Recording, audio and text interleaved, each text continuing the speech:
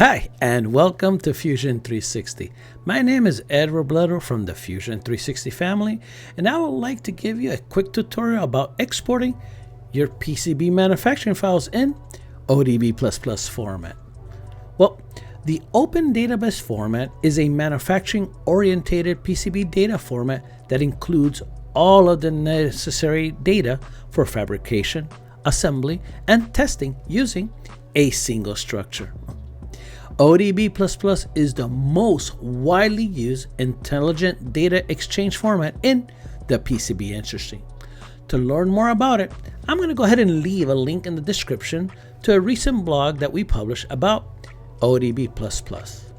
Before I get into telling you more about how to export ODB++, I would like to let our EAGLE users know that you can take advantage of this new format by loading your files in Fusion 360 and accessing the manufacturing tab.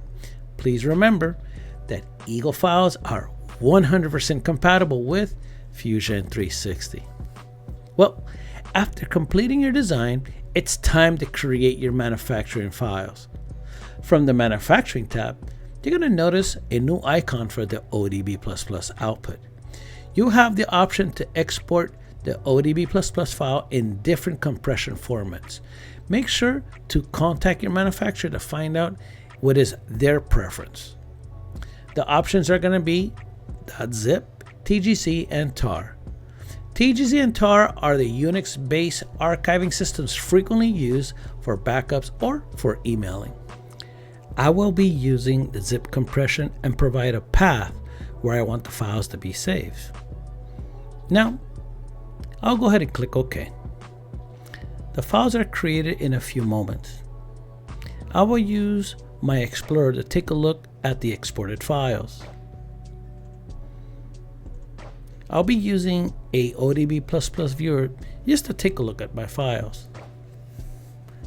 They load rather quickly. After disabling all the layers, I'll select them one by one, that way you could see their function. Now, I'm going to repeat the exact same process, but this time I'm going to be using the CAM processor. After invoking the CAM processor, you may remember that it will automatically load a template that matches my layer stack up.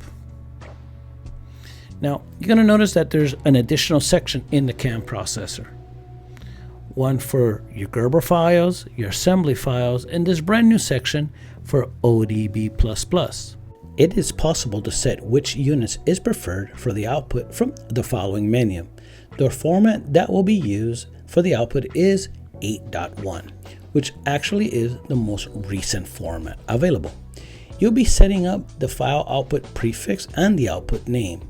The default name will be used from the PCB. Below the ODB++ title, you're going to notice a list of names of the outputs that are going to be generated.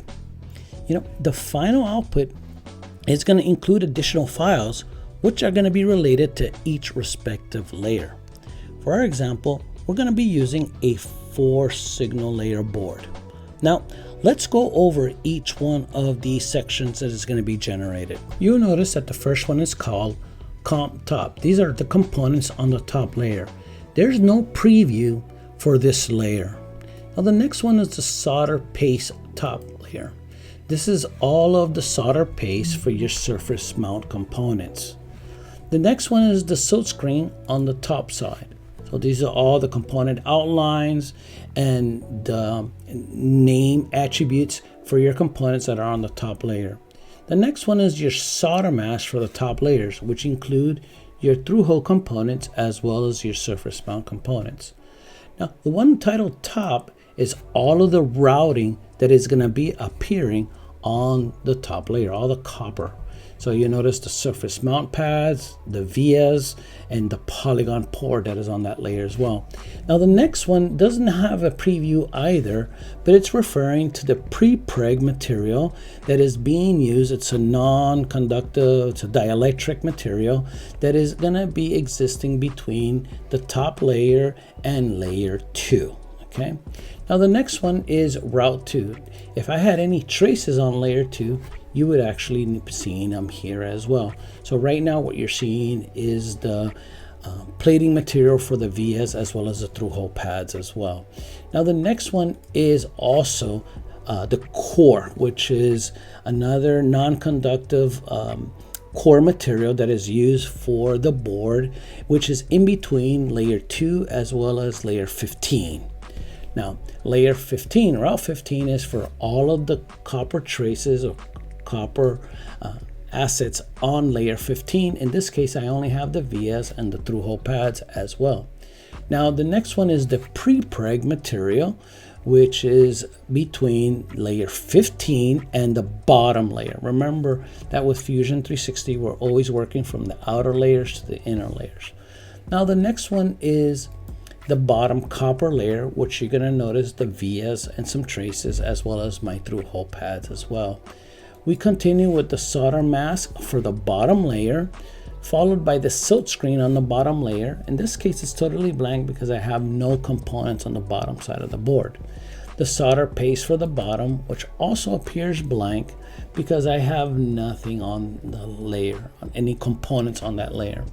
Now the components on the bottom, a list of components, just as we did on the top, does not have a preview, but this creates an output file with the list of all the components that are on the bottom layer.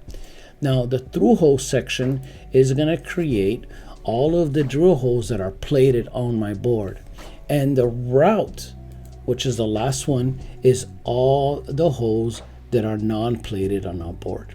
So this is the complete breakdown of the layers when we export our ODB++ on a 4-layer board.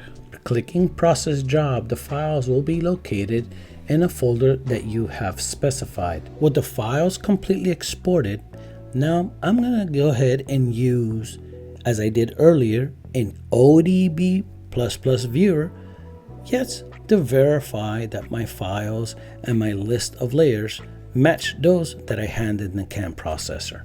With the files now imported into our viewer, I'm going to disable all of the layers and enable them one by one. That way you could see how each layer pertains to appropriate information as we describe in the CAM processor. So we have our top layer, our bottom layer, our solder mask layers, our silk screen layers, and so on. Yes, as we did in the CAM processor description. Well, I hope this tutorial is of your benefit. And if you have any questions, please visit us on the Fusion 360 Electronics Forum, in which I will leave a link in the description. Thank you for joining me. All this and more with Fusion 360.